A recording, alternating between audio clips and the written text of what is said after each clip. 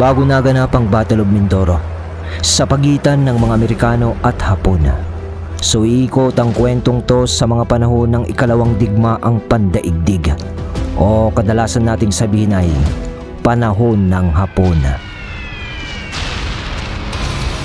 Mula 1941 to 1945 sa parting Mindoro, mga kabagis, umpisaan ng paganahin ang ating mga imahinasyon sa paki ng subscribe button. Salamat. Datapwat man sa digmaan naganap ang kwentong to, si sentro lamang sa karanasan ni Hadid at ng kanyang mga kapatida ang ating tatalakayin nung mga panahong nagtatago sila. Dahil dito nila nakasama ang mga nilalang na tinatawag nilang mga aswang. Ayon kay Hadid, na mahirap magtiwala noon sa mga kapwa mo Pilipino sa mga panahong ito. Dahil kung marami ang mga gerilya na lumalaban ng palihim noon para sa mga Pilipino, marami ring magtuturo o naglalaglag sa kapwa nito Pilipino sa mga dayuhan. Mga makapili kung tawagin natin noon. For short, mga balimbing. Yung mga nanlalaglag sa mga gerilya para sa sarili nilang kapakanan o kaligtasan. Ngunit sa pamilya ni Hadid, 4 silang lalaki at patay na ang kanilang ama dahil isa rin itong gerilya na inilaglag o sinumbong ng sariling kababayan niya. At ang kanila namang ina, pagkatapos itong gahasain ng mga Hapon, ay kanila itong pinaslang sa pamamagitan ng bayoneta. Hindi nasaksiyan yun ni Hadid at ng 2 pa niyang nakababatang kapatid. Pero ang kanilang panganay ang nakakita ng lahat ng pangyayari at nasa 19 anyos pa lang noon ang kanyang kuya na si Hermina. Pangalawa sa magkakapatid si Hadid at nasa 15 anyos na rin siya noon. At yung 2 na nakasunod sa kanya ay kambal na 8 taong gulang pa lamang. Dahil sa galit ng kanyang kuya noon, dala ng panibugho ng damdamin dahil sa nasaksiyan niyang pagpatay sa kanyang mga magulang, pinili na rin itong lumaban sa mga Hapon o maging isang gerilya. Sabi nga ni Hadid ay nagpapasalamat din siya dahil sa kahit pagano nang nangyari sa kanilang buhay ay hindi naman sila pinabayaan ng kanilang kuya. Pinanindigan nito ang pagiging panganay sa kanila. Yun nga lang ay patago-tago sina Hadid sa iba't ibang lugar noon dahil nga sa mga nagmamanman na mga Hapon o mga kaparehas mo ring Pilipino na traidor.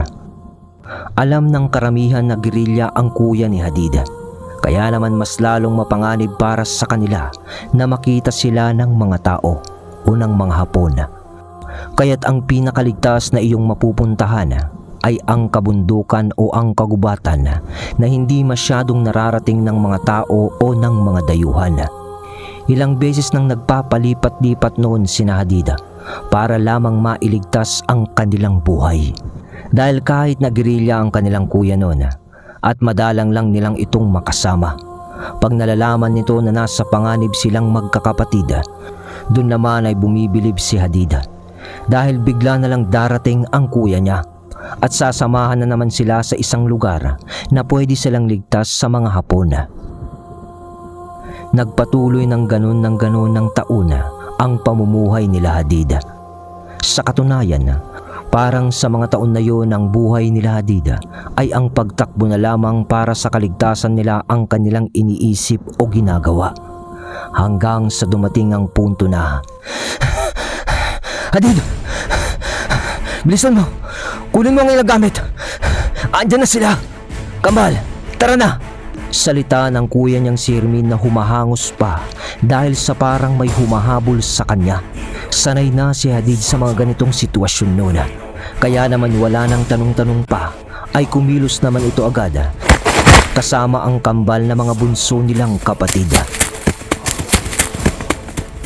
Tumakbo sila ng gabing yun dahil alam nilang nandyan na ang mga Hapon.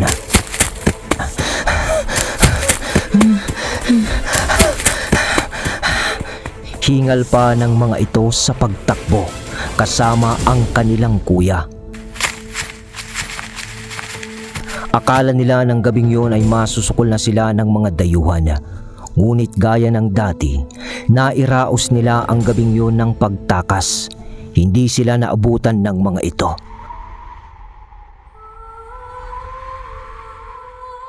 At nung nagkaroon sila ng pagkakataon upang magpahinga, sinabi ng Kuya Hermin ni Hadid na, Mainit na ako sa mga hapon, Hadid.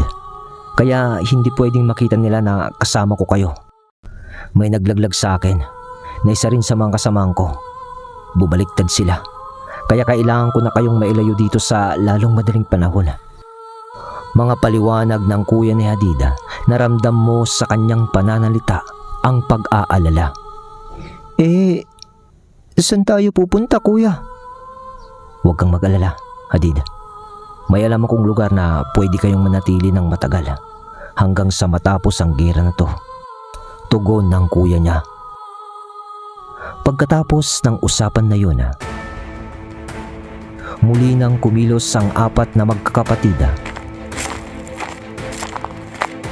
at sa direksyon na tinatahak ng kanilang kuya ay sumunod sila. Hanggang sa naabot na nila ang kagubatan. Mag-uumaga na nung naabot nila ito. Ang akala ng tatlo, dun na ang sinasabi ng kanilang kuya. Ngunit sinabi ng kanilang kuya na bungad pa lamang yun ng lugar na kanilang pupuntahan. Pero bago naman sila lumakad ulit, ay pinaghati-hatian na lamang nila ang konting dalang kanin ng kanilang kuya na kinuha niya sa bayong na bitbit nito. Pantawid gutom lang kumbaga. Tapos ay wala namang ulam. Kanin na halos papanis nga lang yung pinaghati-hatian nila. Nangingilid na noon ang luha ni Hadid sa kanyang mga mata habang sumusubo ng kanin na yun. Hanggang sa napaimik na lang siya sa kanyang kuya na, Kuya, kailan ba matatapos ang gera na to? Mananalo pa ba tayo? Ay, di ko alam. Di ko alam, Hadid. Pero kung mananalo ang mga Amerikano, baka sakaling tumigil na ang digmaang ito. Tugon naman ni Hermina. Magpakatatag ka, Hadid. Para na lang sa dalawang nakababatang kapatid natin. Dahil pag ako na ang nawala, ikaw na ang susunod na panganay. At nangangahulugan lang yun na ikaw na ang magpapalaki sa kanila. Kaya't huwag kang umiyak. Ipakita mo sa kambal na matatag ka. Payo ng tugon ng kuya ni Hadid. Sa di malamang dahilan, siguro ay nakaramdam na rin ng kalungkutan noon ang kambal nilang mga kapatid. At biglang napaluha ang mga ito at napayakap sa kanilang dalawa. At kahit napilit na pinipigilan ng dalawa na mas panganay ang kanilang luha, ay kusa na rin lang pumatak sa kanilang mga mata ito. Dahil sa emosyon na kanilang nararamdaman sa kanilang sitwasyon. Nang matapos ang mga sandaling yun, sa pagpunas nila ng kanilang mga luha, ay nagpatuloy na sila sa paglalakbay papunta sa sinasabing ligtas na lugar ng kanilang kuya. Halos buong araw na lakaran ang ginawa ng apat na magkakapatid. At saglit-saglitan lang na pamamahinga ang kanilang ginawa dahil sa pag-inda naman ng pagod ng kambal.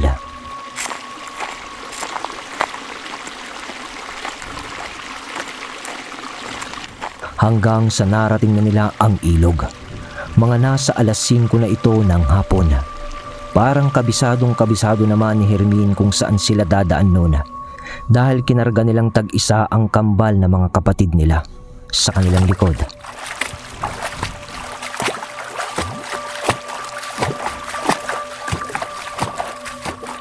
At tumawid sa ilog na hanggang bewang lang ang lalim. At nang makaahon na sila sa kabilang bahagi ng ilog, doon naman ay nakaramdam si Hadid ng kakaibang esensya ng paligid. Dahil wala naman siyang nakikitang tao o nilalang sa paligid, ngunit sa pakiramdam niya, parang may nagmamasid sa kanila mula nung umahon na sila sa ilog. Nang mapansin ng kuya niya ang pagkabalisa nito, Hadid, huwag mong pansinin ang mga yan. Ganyan lang sila dahil kinikilatis nila ang mga taong pumapasok dito. Salita nito na parang alam niya nga na may nagmamasid sa kanila. Anong ibig mong sabihin, kuya?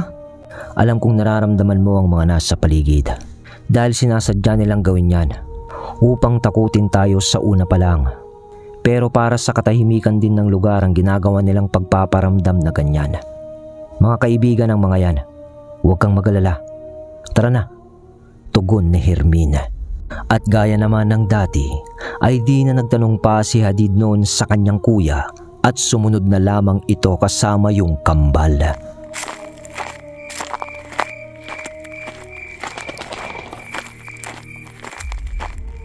Pero hindi pa rin mapakali nun si Hadid dahil sa parang sinusundan na rin sila ng mga nilalang sa paligid nila.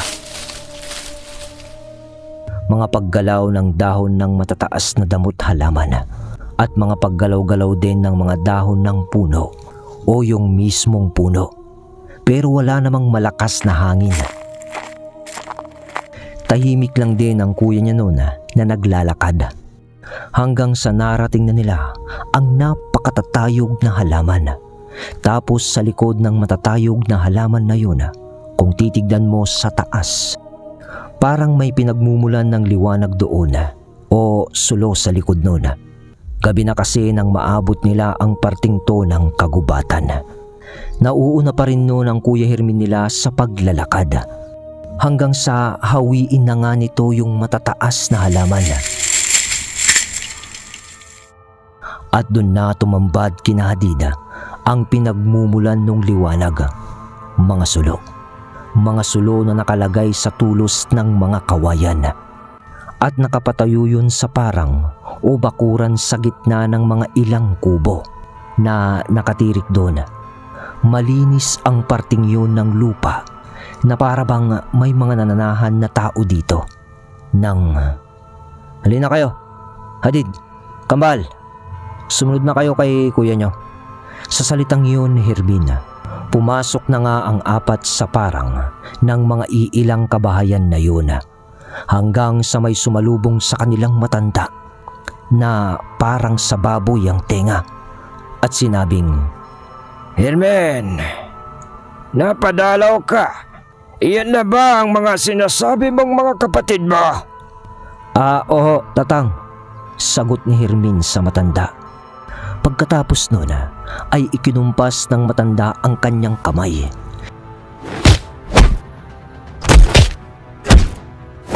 Nagulat na lamang sina Hadid at mga kapatid nito nang biglang may mga tumalon na mga nilalang sa mga puno sa lugar na yun na hubad ang pang-itaas na damit.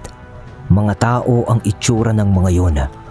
Ngunit sa tingin ni Hadid, napakalalaki ng kanilang tenga na halos singlaki ng tenga ng baboy. Pero hindi naman yun lupaypay. Matigas yun dahil sa kita mong tayong-tayo naman ito sa tabi ng kanilang ulo. At yung balat nila ay may itim-itim na parte na parang sunog. Sa pagtataka naman ni Hadid, nagwika naman yung matanda ng, Hermen, sinabi mo na ba sa kanila kung anong klase ng mga nilalang ang pakikisamahan nila dito? Hindi pa po, tatang, sagot ni Hermin. Sige. Iho, mga kapatid ni Hermin, huwag na kayong magtaka sa mga itsura o pagkatao namin. Lahi kami ng aswang, sabi ng matanda kay Hadid at sa kambal. Hindi na nun nakasagot si Hadid sa pagkabigla at napahawak naman yung kambal sa laylayan ng damit ni Hadid. Pero huwag kayong matakot dahil ngayong panahon ng gera, magkakasama tayong lahat, salita nito. Yun nga lang, ay kung gusto nyong manirahan dito para sa inyong seguridad, ay kailangan nyong makisama. At ang unang alituntunin dito, walang makakaalam ng lugar na ito, kundi kayo lang na magkakapatid, ha? Malinaw ba? Salita ng matanda. Napatango na lang noon si Hadid. At dun nga ay nanatili ang tatlong magkakapatid sa piling ng mga aswang dahil wala naman silang pagpipilian. At ang kuya nilang si Hermina, pagkatapos ng gabing inihatid sila doon, ay umalis din ito ng kinaumagahan upang gampanan ang kanyang pagiging gerilya. Nung una ay nahirapan ang tatlo sa pag-a-adjust ng klase ng pamumuhay doon. Ngunit nang di naglaon, nasanay na rin lang sila sa klase ng pamumuhay sa gubat na yun, kasama ang lahi ng mga aswang na pinamumunuan ni Tatang Abaran, ang matandang naging kaibigan pala ni Hermina na nakilala niya sa pagtago-tago nito noon na isang aswang, kung saan naman niya dinala ang kanyang mga kapatid para sa kanilang kaligtasan nga.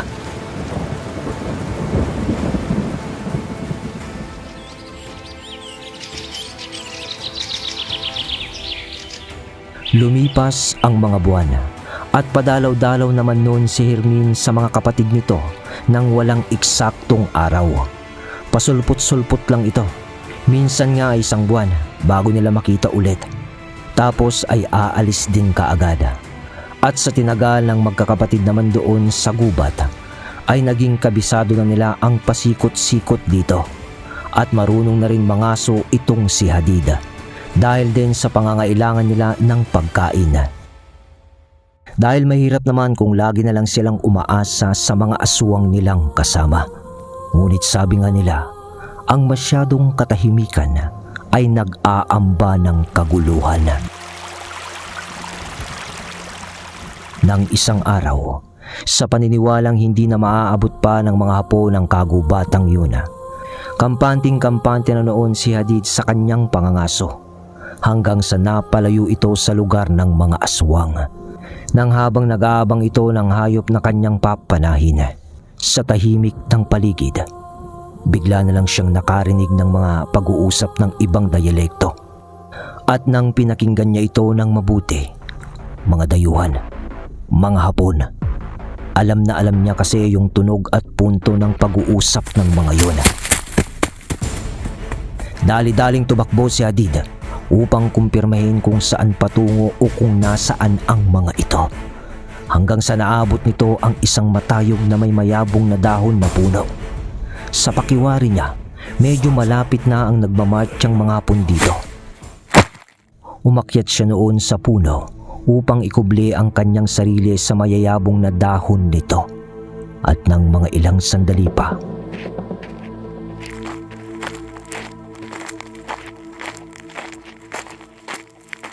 nahintay nga ni Hadid ang nais niyang makita. Isang langay ng sundalong Hapon iyon. Dumaan yun sa mismong malapit ng punong kanyang pinagtataguan. Tumigil pa nga ang mga ito sa kanyang tapat. Ang akala ni Hadid ay nakita na siya. Yun pala ay iihi lang yung iba doon. Pagkatapos nilang gawin yun, lumakad na ang mga ito. Ngunit sinundan ito ng pagsipat ni Hadid at binilang sila. Mga nasa 24 ang bilang ng mga ito, at patungo sila sa ilog, kung saan ang kabila nun ay ang lugar ng mga aswang na mga kasama niya. Nang makalayo na ang mga Hapon, bumaba na si Hadid sa puno. Sabay takbo na nito dahil kailangan niyang maunahan ang mga yun kung tatawid man ang mga ito sa ilog, upang bigyan ng babala ang mga aswang. Isa pa, nandun yung dalawang kapatid niya. Takbo! Takbo! Takbo, Hadid! Salita pa niya noon sa kanyang sarili. Sa pagtakbo ni Hadid patungo sa ilog, upang unahan nga ang mga Hapon bago nila matunton ang lugar ng mga aswang, kung saan naroroon ang kanyang kambal na kapatid.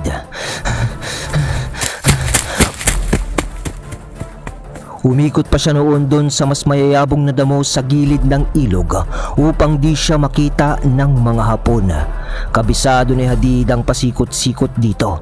Ngunit sa pag-iwas niya nga sa mga Hapon upang siya ay di makita, Kailangan niyang tumingin ng ibang daan para hindi siya makita ng mga ito.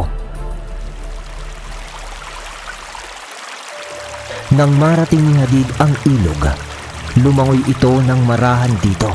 Nagpating-anod na lang ito upang hindi siya masyadong gumamit ng puwersa sa paglangoy.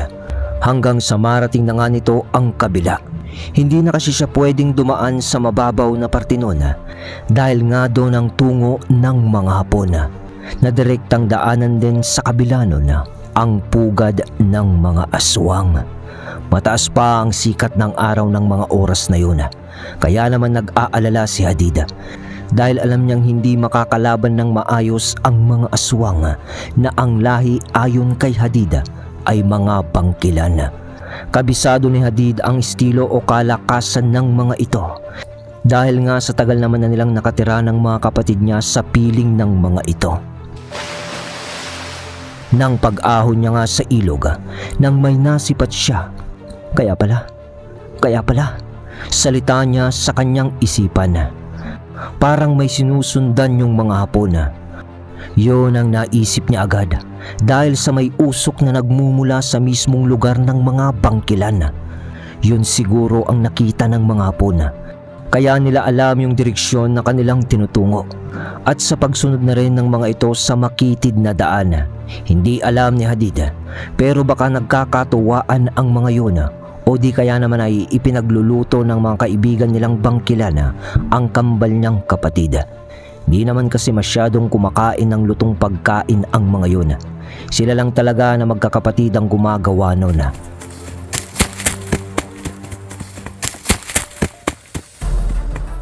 Dahil doon ay nagpatuloy na sa pagtakbo si Hadid na basang-basa pa ang damit. Fernan, antayin niyo ako! Banggit ng pangalan ni Hadid sa kambal habang tumatakbo ito sa kakahuyan. Hanggang sa ilang sandali pa ang lumipas ay nasisipat na ni Hadid ang napakatatayog na halaman kung saan nakubli ang lugar ng mga bangkilan. Ngunit nang natigilan siya ng pagtakbo nung putok ng baril, sabay hiyawan ng mga ilang tao sa loob ng matatayog na halaman.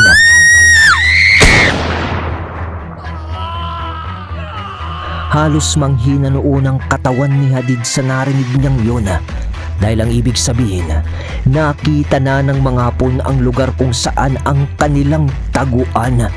Dali-daling napaupo ng pagtatago itong si Hadid sa isang malaking puno dahil may nakita siyang isang Hapon na tumatakbo sa palibot noon. At nagdarasal na lamang siya noon na sana ay maitakbo ng ilang bangkilan ang kanyang kambal na kapatid. Fernan, kuya, patawarin mo ko, salita pa ni Hadid sa sarili. Mga sunod-sunod na putok na yun. Hanggang sa tumibay naman na ang loob ni Hadid ay tumakbo na siya sa ibang bahagi nung taguan nila. Kung saan sa kabaliktarang posisyon ng mga sundalong Hapon. Patuloy pa rin noon ang panakanakang putok.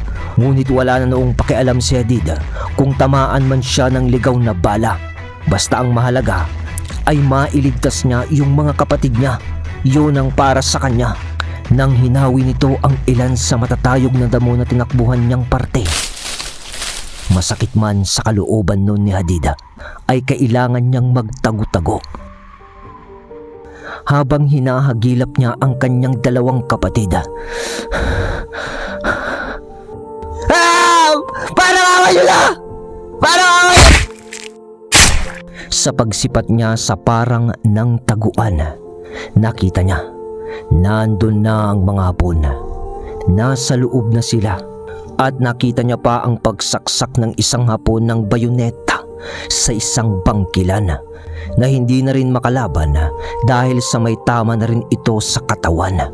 At doon ay nakita niya ang ilan sa mga naging kaibigan niyang aswang na nakahandusay na sa parang nung maliit na baryo nila. Kasama si Tatang Abaran. Patay na rin ang matandang namumuno doon Napapikit na lamang nun si Hadid sa kanyang mga nakita. Ngunit iminulat niya rin agad yun dahil sa hinahagilap pa rin niya ang dalawa niyang kapatid kung kasali ba sila sa mga napatay. Pero medyo naibsan ang pag-aalala noon ni Hadid dahil sa hindi naman niya mahagilap doon ang bangkay o katawan ng dalawang batang kambal. Ibig sabihin, maaaring nakatakbo pa sila kasama nung ibang bangkilan.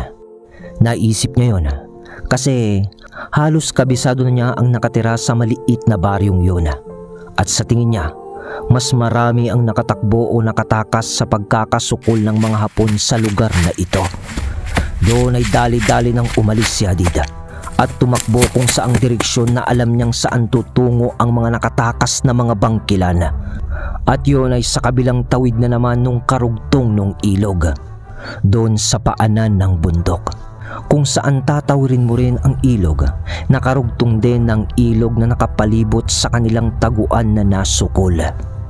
Pero malalim noon ang parting yun at wala ka ring madaraanan ni kahoy lamang na tulay dahil nga sa sinadyang dilagyan nyo ng tulay ng mga bangkilan upang sa ganun ay maging mahirap ang pagpunta sa lugar ng taguan.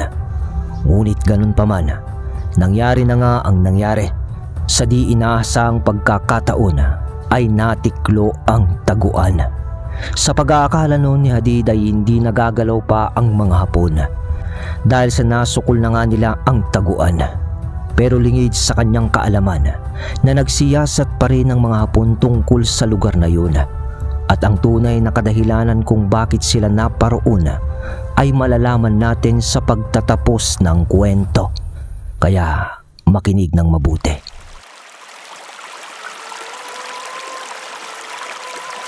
Malawak ang parting yun ng ilog na tatawirin na noon ni Hadid at nakita niya ang mga bakas ng mga paa sa putikan sa gilid ng ilog. Ibig sabihin, tama ang hinala niya. Nabuhayan siya ng loob o pag-asa dahil siguradong tumawid nga doon ang mga ilan na nakaligtas na bangkilan. At sana kasama yung kambal.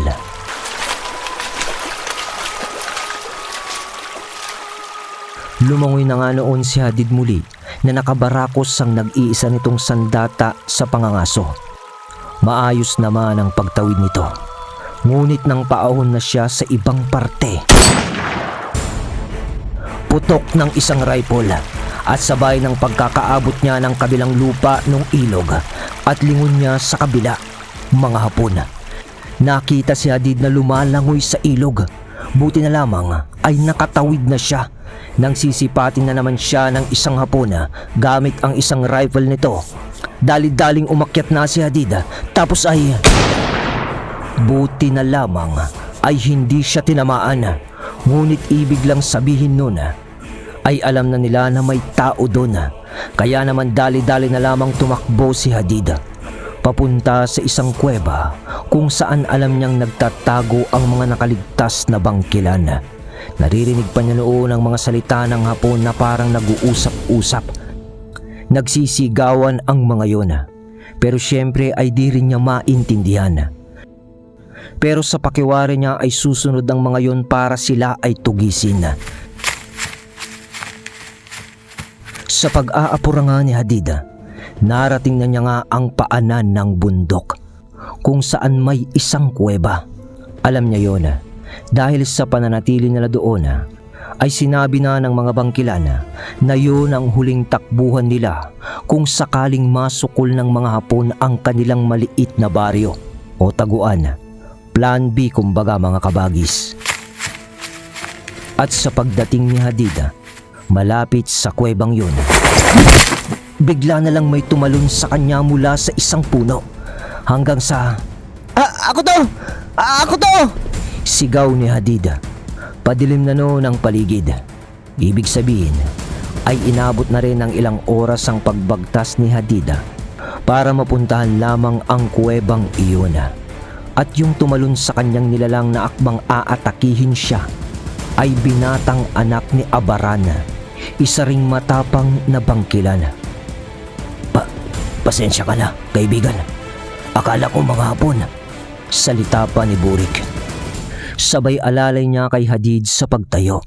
At ang unang tanong ni Hadid dito, "Si Hernan at Fernan, kasama niyo ba?" Hindi ko alam, Hadid. Pero sa tingin ko, naisama siya ng grupo ni Emong. Naghiwa-hiwalay kasi kami kanina, nung oras ng kaguluhan sa Taguan. Ganun ba? Sa narinig na yun ni Hadid ay halos maluha na naman siya dahil nga sa di pa rin siya sigurado kung nasaan ang dalawang kapatid niya. Pero pinakalma na lamang siya ni Burik dahil sa sinabi niyang nakakasigurado naman siya na buhay ang mga yun. Huwag lamang matunto ng lugar kung saan nagtago ang tinatawag niyang grupo ni Emong. At habang nag-uusap sila, mula doon ay pumunta nga sila sa kuweba. At doon na nakita ni Hadid ang ilan sa mga kababaihan na bangkilan at mga kalalakihan na rin na doon na nagpapahinga. Nang sinabi ni Burik ang himutok ng damdamin nito at ang sabi niya, Tatawid kami ng ilog, Hadid. At hahanapin namin ang grupo ni Emong at ang mga kapatid mo na rin. Pero baka nandyan pang mga sundalo. Tugon naman ni Hadid. Huwag kang mag-alala, Hadid. Salita ni Burik, sabay amoy nito sa hangin at dinugtungan ang kanyang pangungusap ng gabi na at nasa atin na ang pagsang-ayon ng sitwasyon. Nakapagdesisyon na kami bago lumabas ang mga sundalong hapon na yon dito sa malawak na kagubatan na to. O kahit sumunod pa sila sa atin dito, mamamatay sila bago sisikat ang araw. Bigkas ni Burik, sabay labas ng 7 pang kalalakihan na kalahi nito galing sa kuweba. Sa pagkakataong yun, alam na ni Hadid ang ibig sabihin ni Burik. Makikipagdigma ang mga bangkilan sa mga Hapon na nandoon sa kagubatan. Kaya naman niya sinabing, Sasama ko? Salita niya. Ikaw ang bahala, Hadid. Pero lumayo ka lang sa labanan. Gamitin mo na lang ang iyong pana. Alam mo naman ang mangyayari pag nakakaamoy na kami ng sumisirit na dugo ng tao. Bilin ni Burik. Naiintindihan ko. Tugon naman ni Hadid. At nang gabi nga na yun ay nagsimula ng amoy-amoyin ng mga bangkila ng paligid at lakad na nila.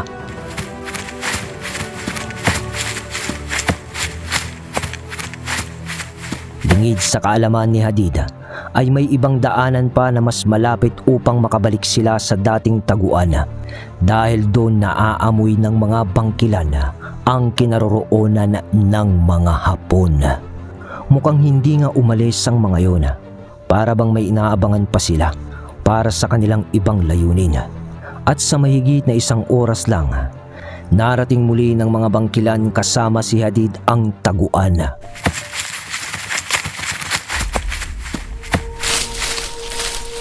At sa pagsilip nila sa nakapalibot na matataas na damo, gumagapang na yung iba. Dito ay nakapagpalit na ng anyo noon sina Burik at mga kasama nito. Mga parang baboy ramo ang mga yun, ngunit nakatayo na parang pustura ng tao. At may mga balahibo sa katawan na parang ang sa mga baboy ramo din. Tapos yung nguso nila ay humaba at kasama yung ilong na parang sa itsura na rin ng baboy. Maraan silang gumagapang noon sa mga damo, papalapit sa taguan. Hindi naman nagugulat o natatakot pa si Hadid sa mga itsura ng kanyang mga kasamang aswang dahil sa sanay na nga ito. At si Hadid naman noon ay umakyat na sa isang puno kung saan natatanaw niya ng malapitan ang mga Hapon. At sakto lamang yung lakas ng paltik ng palaso ng kanyang pana para umabot sa kanila. Nang maya-maya pa, nakarinig na si Hadid ng pag-iyak ng bata.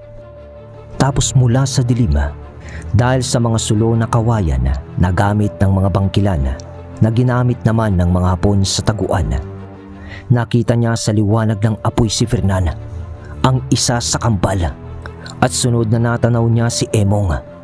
nahuli sila. Nang makita ni Hadid ang kapatid niyang si Fernana na binuhat ng isang Hapon, mukhang paglalaroan nila ang bata sa bayoneta. Alam yun ni Hadid. Ihahagis nila ito sa itaas, tapos ang pangsasalo ay yung bayoneta na mismo nung rifle nila. Hindi makakapayag si Hadid na ganun ang mangyayari. Kaya't tama ng palaso sa isang dibdib ng Hapon na nabuhat si Fernana at biglang naalarma ang mga Hapon sa nangyari. Ngunit doon ay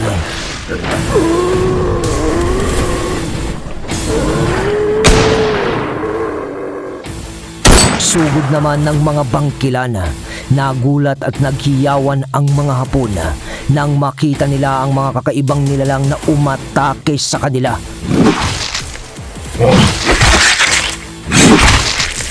Mabibilis at brutal kung pumatay ang mga yun. Putok ng barela, ngunit taob agad ng mga ito bago pa makabala ulit ang mga yun. Winawasak ng mga bangkilan noon ang tiyan at dibdib ng mga kalaban nila. Sabay pa na naman ni Hadid sa iba hanggang sa pagtagal ng laban. Kinakaladkad na ng mga bangkila ng mga bangkay ng mga yun sa mga matataas na damo na parang kinakain na rin lang nila ang mga ito. Namatay lahat ang mga nakapasok na dayuhan sa taguan dahil sa pagganti ng mga bangkilan at ni Hadid. Pero dali-dali naman na noong bumaba si Hadid sa puno upang kunin ang kapatid nito, habang ang mga bangkilan ay abala sa pagpira-piraso ng mga bangkay ng kanilang nakalaban.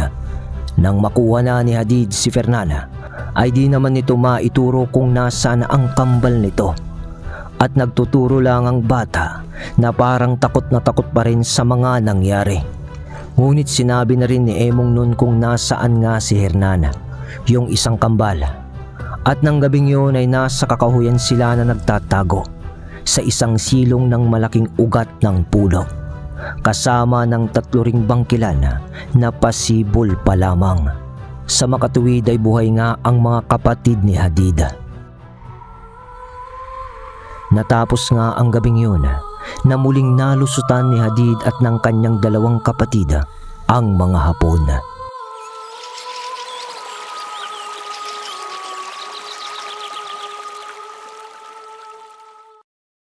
Nang tumahimik na naman ang kanilang pamumuhay doon, ang pagtataka lang ni Hadid ay kung bakit di na dumarating ang kanilang kuya Hermin.